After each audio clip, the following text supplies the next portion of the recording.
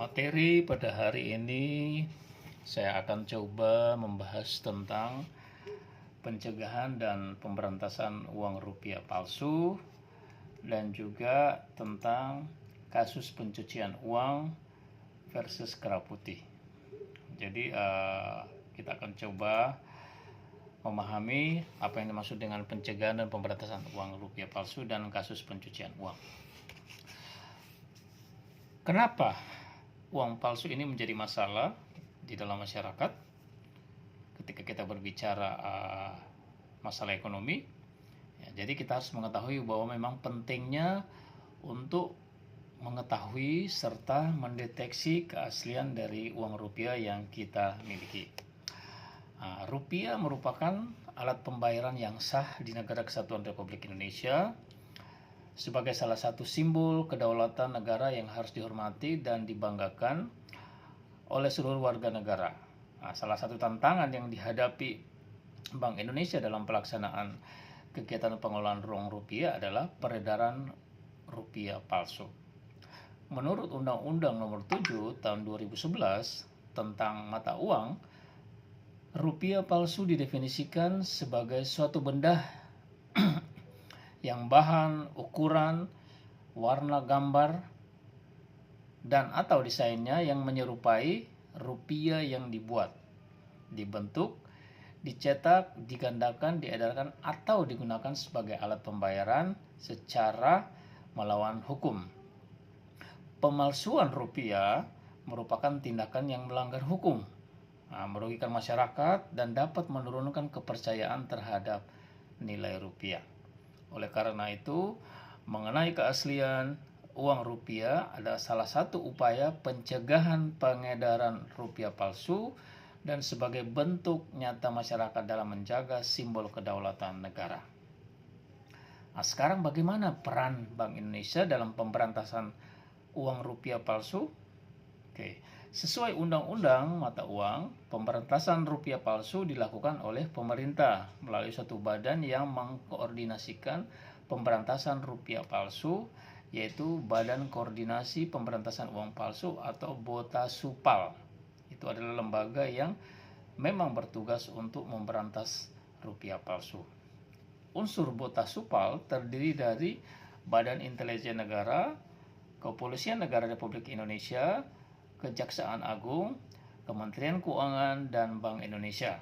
Sebagai bagian dari BOTASUPAL, Bank Indonesia berperan aktif dalam upaya penanggulangan uang palsu dengan berpedoman pada strategi map pencegahan dan pemberantasan uang rupiah palsu. Apa yang Anda harus lakukan atau kita lakukan saat menerima uang rupiah palsu? Bank Indonesia adalah salah satunya lembaga yang berhak menentukan keaslian rupiah, dan masyarakat dapat meminta klarifikasi dari Bank Indonesia tentang rupiah yang diragukan keasliannya. Hal-hal yang perlu dilakukan apabila masyarakat menemukan uang yang diragukan keasliannya adalah sebagai berikut. Saat bertransaksi, 1. Tolak dan jelaskan secara sopan Anda meragukan keaslian uang tersebut.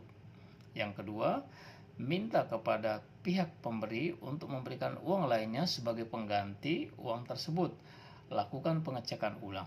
Yang ketiga, sarankan pihak pemberi untuk melakukan pengecekan uang ke bank, kepolisian, atau meminta klarifikasi langsung ke kantor Bank Indonesia terdekat. Yang keempat, gunakan praduga tak bersalah karena pihak pemberi mungkin adalah korban yang tidak menyadari bahwa uang tersebutlah uang yang diragukan keasliannya. Itu pada saat bertransaksi. Setelah bertransaksi, apa yang harus kita lakukan? Yang pertama, menjaga fisik dan tidak mengedarkan kembali uang yang diragukan keasliannya. Yang kedua, melaporkan temuan tersebut disertai fisik uang yang diragukan keasliannya kepada bank, kepolisian, atau meminta klarifikasi langsung ke kantor Bank Indonesia terdekat. Laporan masyarakat atas uang yang diragukan keasliannya kepada Bank Indonesia, baik yang disampaikan langsung atau melalui bank, akan diteliti lebih lanjut. Uang yang diragukan keasliannya dan dinyatakan tidak asli tidak memperoleh penggantian, sementara yang dinyatakan asli dapat memperoleh penggantian sesuai ketentuan yang berlaku. Adapun proses bisnis pelaporan uang palsu, mungkin saya perlu gambarkan secara singkat. Yang pertama itu dari masyarakat mendatangi bank, ya dalam hal ini Bank Indonesia, kemudian mengisi atau input formulir klarifikasi di Bank Indonesia. Biasanya itu dalam bentuk formulir Excel. Kemudian setelah itu menyerahkan uang itu terhadap kepada bank. Kemudian bank tersebut itu akan menerima dan memverifikasi berkas atau uang tersebut. Tentu saja di Bank Indonesia ya. Setelah itu Bank Indonesia itu setelah mengklarifikasi atas data tersebut, jika temukan adalah uang palsu, rupiah palsu, itu akan adanya tindakan pemusnahan. Itulah klarifikasi dari Bank Indonesia, dan setelah itu ada laporan dan hasil klarifikasi dari Bank Indonesia yang lengkapi dengan data-data Bank Indonesia, kemudian dari kepolisian. Kemudian selesailah proses pelaporan untuk penanganan uang palsu. Demikian menyangkut uang palsu, dan berkaitan dengan itu kita akan membahas tentang juga kasus pencucian uang dan kerah putih. Masih dalam rangkaian berbicara tentang uang, sekarang kita akan memahami apa sebenarnya yang dimaksud dengan money laundering atau kasus pencucian uang. Pencucian uang merupakan istilah yang menggambarkan investasi uang atau transaksi uang yang berasal dari kegiatan kejahatan terorganisir. Saat transaksi tidak sah atau ilegal dan sumber-sumber tidak sah lainnya dengan tujuan investasi atau transaksi melalui saluran-saluran sah, sehingga sumber asli tidak dapat dilacak kembali. Modus operandi kejahatan pencucian uang hanya dapat dilakukan oleh orang-orang yang memiliki status sosial menengah ke atas dalam masyarakat, yang dihormati, bersikap tenang, berkarisma, bahkan berintelektual tinggi. Dengan menggunakan kemampuan, kecerdasan, kedudukan, serta kekuasaannya, seorang pribadi atau kelompoknya itu dapat meraup dana yang sangat besar untuk keperluan pribadinya. Sifat dan ciri khas dalam karakter yang selalu dapat dilihat pada pelaku-pelaku kejahatan pencucian uang menunjukkan bahwa kejahatan pencucian uang dikategorikan sebagai suatu bentuk kejahatan kerah putih atau white collar crime. Ya, suatu kejahatan yang dibungkus oleh kebaikan karena pelaku-pelakunya orang yang berada dalam lingkaran status sosial terhormat. Secara umum, pencucian uang merupakan suatu perbuatan memindahkan, menggunakan, atau bahkan melakukan perbuatan lainnya atas hasil dari suatu tindak pidana yang kerap dilakukan oleh criminal organization maupun individu yang melakukan tindakan korupsi, penyuapan, perdagangan narkotika, kejahatan kehutanan, kejahatan lingkungan hidup, dan tindak pidana lainnya yang dengan maksud menyembunyikan, menyamarkan, dan mengaburkan asal-usul uang yang berasal dari hasil tindak pidana tersebut. Perbuatan menyamarkan, menyembunyikan, atau mengaburkan tersebut dilakukan agar hasil kejahatan yang diperoleh dianggap seolah-olah sebagai uang yang sah tanpa terdeteksi bahwa harta kekayaan tersebut berasal dari kegiatan yang tidak sah atau ilegal. Istilah kejahatan kerah putih dikemukakan pertama kali oleh seorang kriminolog asal Amerika Serikat bernama Edwin Sutherland pada tahun 1939.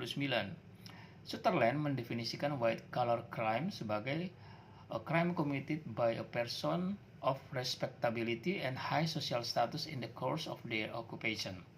Sutherland berpendapat bahwa kejahatan kerah putih merupakan kejahatan yang dilakukan oleh seseorang yang sangat terhormat dan berstatus sosial tinggi dalam pekerjaannya. Tindakan kejahatan ini dapat terjadi dalam perusahaan, kalangan profesional, perdagangan, maupun kehidupan politik. White collar crime atau kejahatan kerah putih ini dalam aspek tipologis berbeda dari blue collar crime. Biasanya istilah white collar crime bertujukan bagi aparat dan petinggi negara, sedangkan blue collar crime dipakai untuk menyebut kejahatan-kejahatan yang terjadi di kelas sosial bawah dengan kualitas dan kuantitas yang lebih rendah dari kejahatan yang dihasilkan oleh white collar crime atau kejahatan kerah putih. Kejahatan kerah putih secara umum mengacu pada kejahatan yang dimotivasi secara finansial dan biasanya dilakukan oleh para profesional dalam bidang bisnis dan aparat pemerintah. Kasus-kasus Kejahatan kerah putih sulit dilacak karena biasanya dilakukan pejabat yang mempunyai kekuasaan atau power, memiliki kuasa untuk memproduksi hukum, dan berperan dalam membuat berbagai keputusan vital. Kejahatan kerah putih atau white collar crime juga sangat sulit tersentuh oleh hukum karena terjadi dalam suatu lingkungan yang tertutup.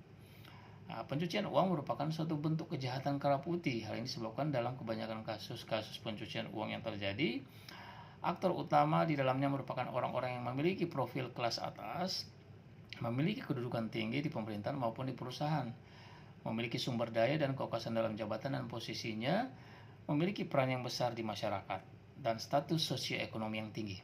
Dalam pencucian kasus-kasus uang yang terjadi misalnya di Indonesia, dapat dilihat dengan jelas dan karakter yang dimiliki oleh para pelaku kejahatan pencucian uang. Kasus-kasus seperti Inong Melindadi, Gayus Tambunan, Waode Nurhayati, Tubagus Cairiwardana, Akil Mokhtar merupakan sebagian kasus pencucian uang yang dapat menjadi contoh dikarenakan adanya kesamaan yang menjadi benang merah dalam kasus-kasus pencucian lainnya. Seluruh pelaku dalam kasus tersebut memiliki latar belakang yang beragam, mulai dari artis, pegawai negeri di bidang perpajakan, anggota partai politik, bagian dari dinasti penguasa dalam suatu daerah, sampai ke bagian dari institusi hukum sendiri. Kesamaan profil yang dapat ditarik dari keseluruhan pelaku utama dan aktor penting dalam kasus yang menyangkut mereka masing-masing adalah para pelaku memiliki kedudukan yang tinggi dalam bidangnya masing-masing. Para pelaku memiliki kekuasaan dan alat untuk menggunakan kekuasaan yang mereka miliki, dan secara keseluruhan mereka berada di kelas sosioekonomi yang tinggi. Pada dasarnya, kasus pencucian uang atau money laundering ini cenderung sangat kompleks untuk dijelaskan tanpa memenuhi rincian dan detail dari masing-masing kasus. Hal ini dikarenakan ruang lingkup tindak kejahatan dalam kasus pencucian uang berputar di sekitar skema yang telah dirancang oleh para profesional dalam bidang keuangan yang telah terlatih untuk mengaburkan sumber dana gelap asli. Oleh karena itu, sangat diperlukan pemahaman terhadap karakteristik kejahatan kerah putih atau white collar crime dan profil para pelaku kejahatan kerah putih untuk memahami aspek pelaku kejahatan pencucian uang secara lebih spesifik. Mungkin itu materi kita tentang pencucian uang dan kerah putih serta bagaimana pendeteksian serta pemberantasan uang rupiah palsu. Semoga materi ini bermanfaat bagi kita semua.